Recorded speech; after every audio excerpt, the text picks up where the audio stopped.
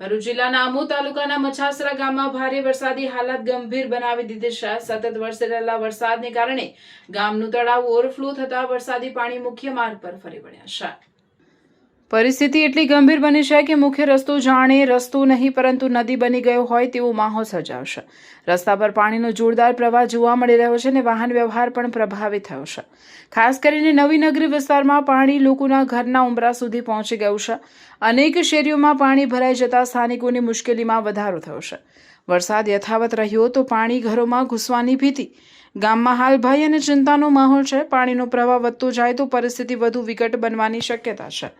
સ્થાનિક ગ્રામજનો દ્વારા તંત્રને તાત્કાલિક સ્થળ પર પહોંચીને પાણીના નિકાલની વ્યવસ્થા કરવા અને જરૂર પડે તો અસરગ્રસ્ત પરિવારોને રાહત પહોંચાડવા માટે માંગ કરવામાં આવી છે।